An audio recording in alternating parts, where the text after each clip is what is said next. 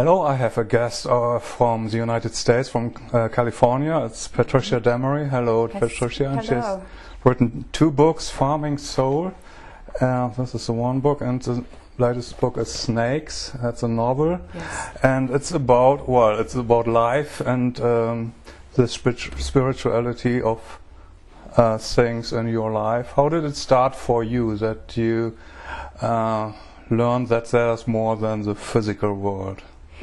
Well, Snakes is a novel, and Farming Soul is a memoir. And I think that growing up on a farm in the Midwest, we were very religious. We were Protestant. But it was very soil-based. It was different. My father was a water witcher. Mm-hmm. And so we had, and my grandmother's... what does it mean, water witcher? Can you explain that? It's if you want to find water, and how he would do it is they had to drain a lot of the land in order to farm. And so they had tiles that would be underground. And those tiles would get broken or they'd get stopped up. So he would take 2 coat hangers, mm-hmm. and he would walk along, and where you came across the water, they would cross.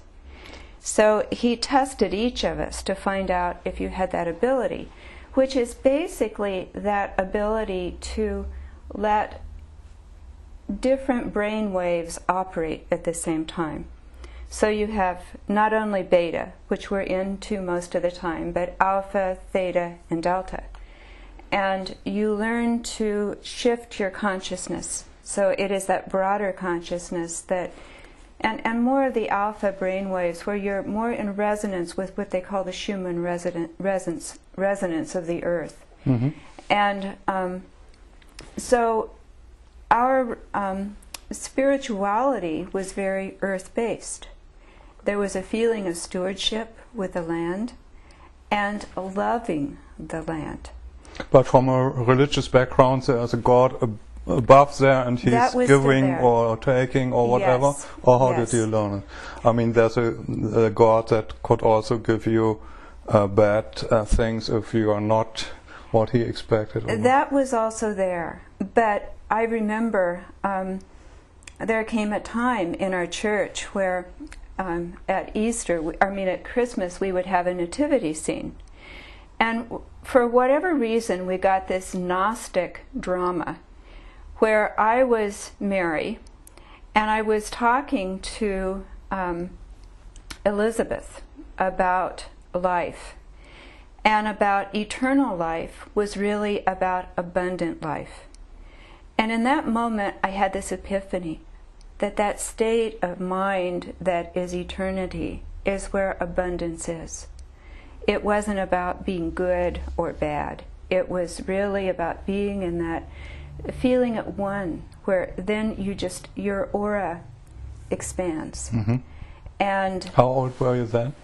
I was probably 20 or 21. Mm-hmm. So it was a play, and during that, yes. you had this experience. Yes. Okay. Mm-hmm. And of course, when I tried to tell people in the church, which I had to do, they were like, out, you know. We don't want to, yes. That's not what the play means, but it is what the play meant. Mm-hmm. And but I departed from religion right there. That was the end of formal religion for me. And it really was not until I got into graduate school, unusual graduate school in California, but where I started studying alchemy and then shamanism. You can study that? That's interesting. You can in California, or you could in the 70s when I went to school. Yeah. Mm-hmm. Yeah. What did you learn there? Well, I was a chemistry major, and I think that I expected that chemistry was really alchemy. Mm-hmm. And it turns out it's not. It's very, very opposite. Mm. But there was this whole language and metaphor for holding the opposites long enough for a transformation to happen.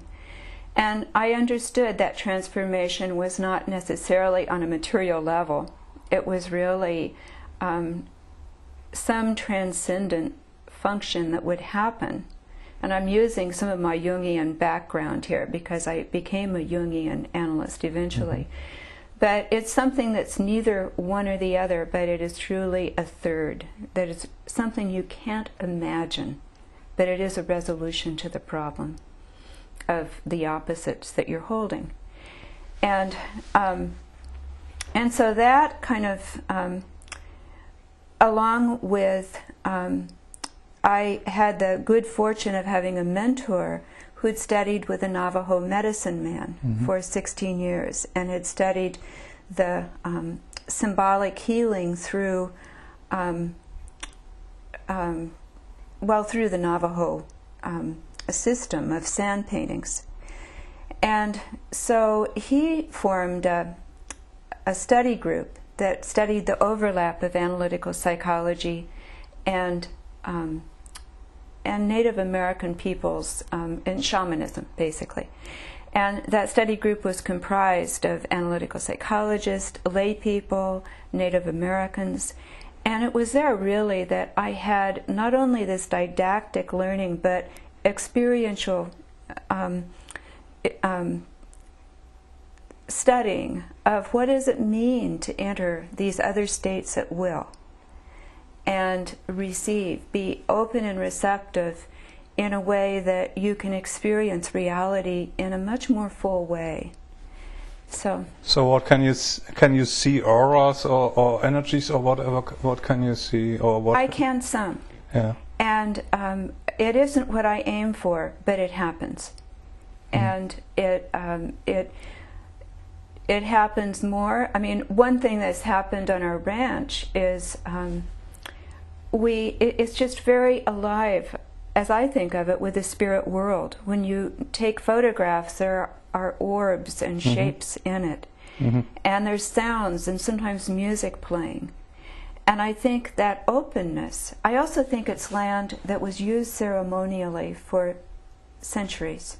So the land is very open to people. Do you know more about orbs? Because that's a phenomenon. People don't, even I don't know what it is. I mean, I see their pictures with these orbs, and you can't explain it from the physical realm. You can say it's dust on the lens or something, but it's not. It is something different, and I've seen extraordinary things. Do you know what it is?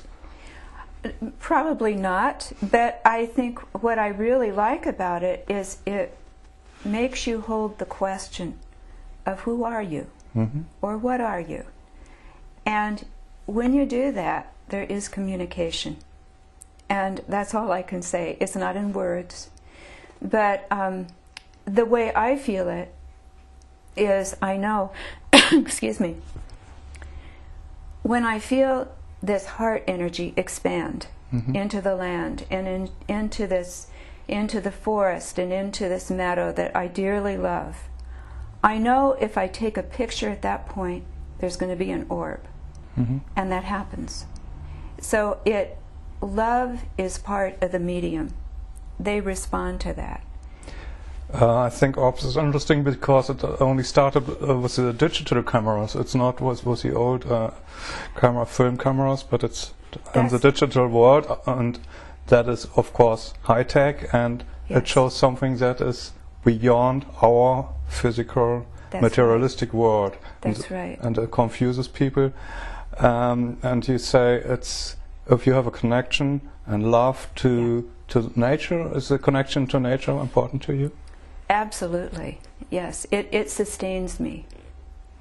Okay, and most people in the modern world are disconnected from nature. They live in towers, that's right, skyscrapers and so on, or big cities, and they lose connection what nature really means, that it sustains us, and that we need to sustain nature, and we are only taking out what we need for our industry, for our commercial globalistic world. How does it work? Can we go on with this like that? No. I think that's what we've come to. I think if we don't make this shift, I don't know how the earth can go on. I think it's a huge shift because it involves not seeing ourselves as having dominion over nature, animals, other human beings. It means being in communication with, in that feeling of love through the heart chakra. And in that place, we're all equal. I had this experience that I do talk about in Farming Soul, where one day I asked my teacher, Farming Soul is about everything not working until I developed a spiritual perspective. And I had to. On the farm. On the farm, yeah. And in the candidacy to become a Jungian analyst. I had to develop a spiritual perspective to make my way through what I was being confronted with. And one day, I sought out this spiritual teacher, and one day I asked her, you know, how many, she kept talking about bodies, the etheric body, the mental body, the astral body. And I said, well, how many bodies are there? And I remember she laughed, and at that moment, I just saw this rainbow of energy around her that went out into space. And I saw everything in space had auras that came into hers. We're all one. Everything is connected. Everything is connected. So if we say we have mental body, astral body, emotional body, higher self, and so that's only a little part of what we can name, and there's much more. There's much more. I mean, I think because we have a